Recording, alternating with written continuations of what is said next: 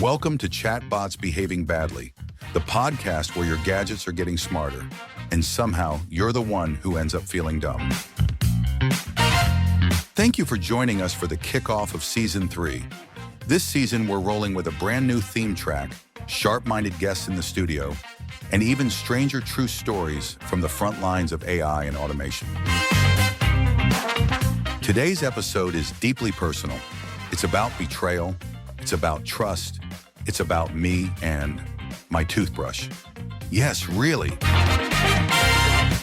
The episode is called The Toothbrush Thinks It's Smarter Than You, written by Marcus Brinsa, narrated by Brian C. Lucian. Chatbots Behaving Badly is a research initiative in collaboration with Psychori Incorporated.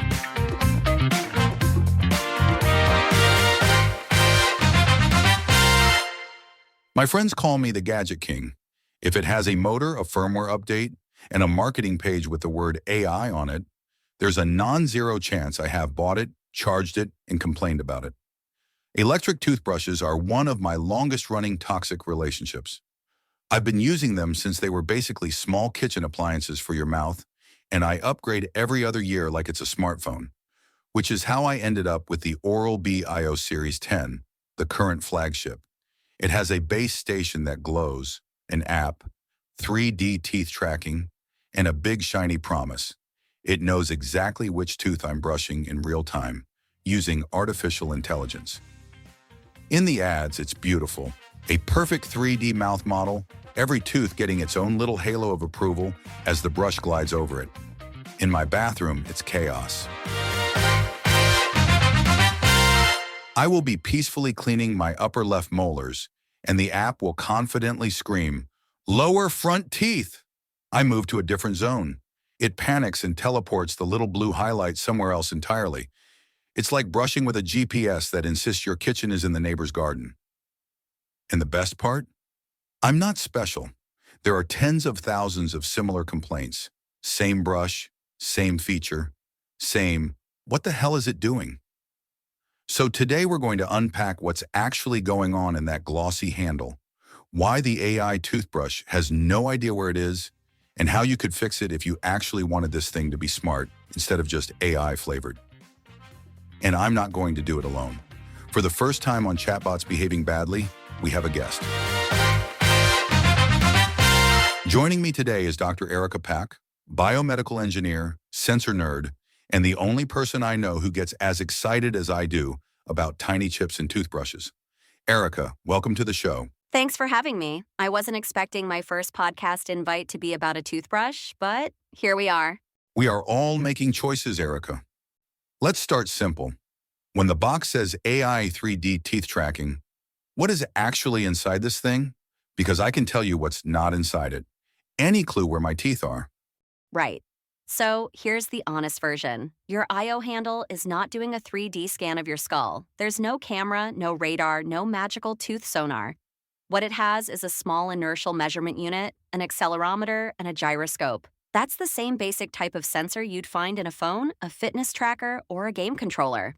So basically, my toothbrush is a Nintendo Wii remote with bristles. Pretty much. Those sensors are good at telling you how something is moving and how it's oriented in space.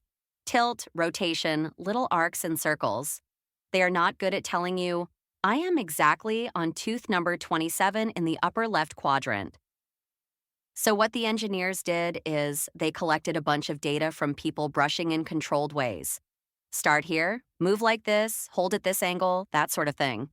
Then they train a machine learning model to recognize patterns in those motion signals and label them as upper left outer, upper left inner, lower front outer, and so on. So far, this sounds reasonable. You watch a bunch of people brush, you learn the patterns, you generalize. Where does it go off the rails? 3 big reasons. First, the model was trained on relatively ideal brushing. People in studies are told where to start, how to move, what angles to hold. Real people at 7 a.m. are not ideal. They're left-handed, they're half asleep, they're moving their head more than their arm. They're holding the brush higher or lower on the handle. So, the AI is looking at your motion and going, this pattern is kind of like my example of lower front teeth. I'll go with that. It's guessing the closest match, not doing perfect localization. which explains why you can be on upper left and the app confidently accuses you of doing something completely different. It's not lying, it's just matching the wrong cousin. Second problem, symmetry. Your mouth is roughly mirrored left to right, and from the handle's perspective, a lot of top versus bottom motions can look really similar if your wrist angle changes a bit. The model doesn't have an absolute reference point. No beacon in your jaw, no external magnet, no camera. It only knows. The brush is tilted like this, rotated like that, and moving in this little arc. There are multiple positions in your mouth that can produce very similar sensor data. Third, it has to run in real time. The app can't wait 10 seconds and then calmly say, after careful consideration, you were probably in the upper left. It has to update that little 3D mouth instantly. That means it's working with short time windows and very little context, which increases the chance of wrong calls. So, it's like a nervous, overconfident friend. Quick guesses, not enough information, and absolutely no shame. Exactly. It's not malicious. It's just doing a hard job with limited hardware and a lot of pressure to look magical. Let's rewind briefly before we go deeper into the magic fail. Because electric toothbrushes have been around for a while, and they used to be boring in a good way. Back in the 1950s and 60s, you had devices like the Broxident, plug-in units, big motors, basically small power tools for your teeth. They were originally designed to help people who struggled with manual brushing, limited motor skills, braces, that sort of thing. The promise was simple. Let the brush do the physical work. Over time, everything got sleeker, quieter, more efficient. Oscillating heads, sonic vibration, pressure sensors, timers. Fast forward a few decades, and the toothbrush quietly becomes a normal thing in a lot of bathrooms. Then someone said, what if it had Bluetooth? And then, what if the app awarded you little fireworks for brushing 2 minutes? And then the marketers discovered 2 letters, AI. And that's when the toothbrush decided it needed a personality. Right. And from the engineering perspective, that jump from we vibrate to we know exactly what you're doing in your mouth is ambitious. So let's talk about the AI part. Because I want to be fair, it's not like someone taped a sticker on a dumb brush. There is actual machine learning happening, right? Yes. Under the hood, there's a model trained on all that brushing data. It takes streams from the accelerometer and gyroscope and classifies them into mouth regions over time. That is legitimate pattern recognition. It's not just a timer with a fancy interface. Where it does help is at the big picture level. Over weeks and months, the system can see you always rush through inner surfaces, or you consistently neglect that lower back area. It can nudge you to even things out. Even if the live map is occasionally drunk, aggregate patterns can still be useful. But the problem is the precision fantasy. Exactly. The problem is when the marketing turns, we can roughly estimate your coverage from sensor data into we follow exactly which tooth you brush in real time with AI. The underlying tech can't reliably support that level of confidence for everyone all the time. It works well enough for demos, for people whose brushing patterns look like the training data set. For others, it falls apart. The model still spits out a result, though. It always has a guess. So to you, it looks like hallucination, because it kind of is. At least my chatbot hallucinations don't accuse my upper molars of being in my chin. Usually. Not yet. All right, you've explained why it fails. Now let's talk about how to fix it. I pitched an idea to Oral-B. Instead of forcing humans to brush like the training data, why not let the user train the brush? Explain what that could look like technically. Sure. Right now, the model is one size fits many. It's pre-trained on a lot of people and then shipped as is. What you're suggesting is adding a personalization layer. The app could guide you through a calibration session. It says, place the brush on upper left outer in the way you normally do. Hold for a few seconds, now slowly move along that surface. It records data, then upper left inner, then lower front inner. Step by step, it collects your version of those patterns with your wrist angle, your jaw, your habits. Then it either fine-tunes a pre-trained model on your device, or it builds a small user-specific classifier that sits on top of the global network. Modern phones can easily handle that computation locally. So, The toothbrush stops demanding that I become an Olympic gymnast and instead accepts that I am a slightly crooked, slightly lazy human being. Exactly. You adapt the model to the human, not the human to the model. The pros are obvious: much better tracking for people willing to do it, less frustration, more honest use of AI personalization. The cons are mostly usability and support. Calibration is extra friction. People may not want to spend 5 minutes on it. If multiple people share a brush, you need profiles. And if the calibration goes wrong, you get a whole new category of support tickets. But technically, it's absolutely feasible with the hardware they already ship. Let's zoom out even further. Short term, we add calibration and smarter feedback. Long term, what would a truly smart toothbrush need? In the long run, you want more than just handle motion. Some research prototypes stick a tiny magnet in the brush head and use a magnetometer, sometimes even in earphones or external nodes, to track position relative to the head, not just free-floating in space. Others look at using multiple sensors in the bathroom environment. Imagine a system where the brush, your earbuds, and maybe even a smart mirror all collaborate. The brush knows its own motion. The earbuds sense tiny changes in the magnetic or vibrational field near your jaw. The mirror can see approximate position. Combine all three, and suddenly you're not guessing from one data stream, you're fusing multiple viewpoints. So instead of one slightly confused friend, you have three friends trying to triangulate where in my mouth I am. Exactly. And then the AI actually has enough signal to be confident. On top of that, you still add personalization so the system learns your style. That's how you go from gimmick to, this is genuinely helpful. It's not tomorrow's product, but technically, most of the pieces already exist in other devices. Perfect. So the current state is one Wii remote, big dreams, not enough data. Short term, calibration and humility. Long term, sensor ensemble and real personalization. Erica, thank you. This was the most fun I've ever had complaining about a toothbrush. Happy to help. And please keep brushing, even if your app is lying to you. Erica leaves us to our fate with the gadgets. And now we need to talk about the part that lives outside the bathroom, the label.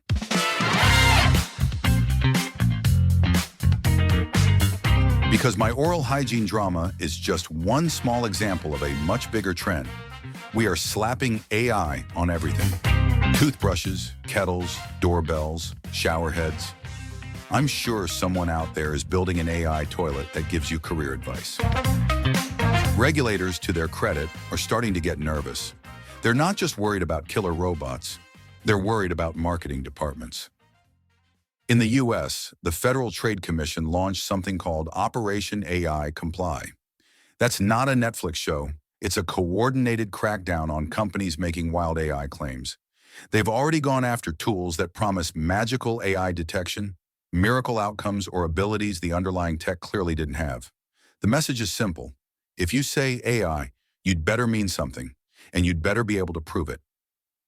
Around the world, law firms are now publishing survival guides for AI washing. The advice is very much not slap AI on the box and see what happens.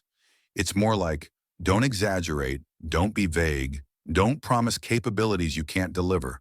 Explain in plain language what your AI actually does, and make sure your performance claims match reality. Now, in fairness to the toothbrush crowd, they do use real machine learning. It's not completely fake. There is code trying very hard to make sense of accelerometer data. But when you move from we use AI to estimate coverage and help you brush better into we follow exactly which tooth you brush in real time, you are inching closer to a promise the hardware can't consistently keep for everyone. That's the heart of AI washing. Not we never used AI, but we turned a probabilistic, occasionally wrong system into a flawless superpower on the packaging. And that's where this silly, glossy little toothbrush becomes a perfect case study, because it's not life and death. It's not self-driving cars or medical diagnosis. It's a toothbrush, low stakes. But the pattern is the same: overconfident claims, underspecified limitations, and a subtle pressure on the human to adapt to the model instead of the other way around. You see it with chatbots that hallucinate but still deliver every answer with absolute certainty.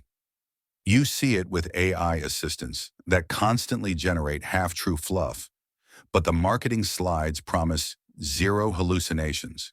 You see it with any product that expects the user to do weird ritual gymnastics so the AI doesn't break. That's the part we need to fix. Not just the algorithms, but the honesty. If the toothbrush said, "Hey, I'm going to use some motion data and a bit of AI to roughly estimate your coverage and help you build habits," I would respect that. If it added, "Sometimes I'll be wrong. That's why we let you correct me and train me," I would love it. That's an honest relationship. Imperfect tool, honest about its limits, designed to adapt to the human. Instead, what we get today is, we know exactly what every tooth is doing. Also, you're holding it wrong. So here's my proposal for Oral-B and for everyone building AI into physical products. Stop making humans perform for algorithms. Stop turning probabilistic guesses into absolute promises. Start building systems that admit uncertainty, invite corrections, and can actually learn from the person using them. In other words, if my toothbrush is going to call itself intelligent, I want it to know where it is in my mouth without requiring me to be a contortionist. And if it doesn't know, I want it to say, "I'm not sure. Help me out." That's not just better UX. That's the only way this AI thing scales without turning all of us into unpaid lab rats for marketing-driven experiments. Until then, I'll keep brushing. I'll keep rolling my eyes when my IO insists I've teleported to another quadrant. And I'll keep reminding you that behind every smart surface, there's a messy reality of sensors, guesses, shortcuts, and trade-offs. Because this is Chatbots Behaving Badly, and sometimes the worst behaved chatbot in your life isn't in a browser. It's humming quietly in your bathroom, pretending it knows your teeth better than you do.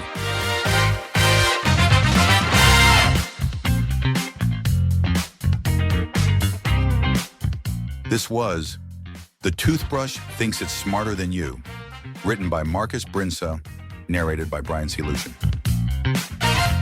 Chatbots Behaving Badly is a research initiative in collaboration with Psychuri Inc.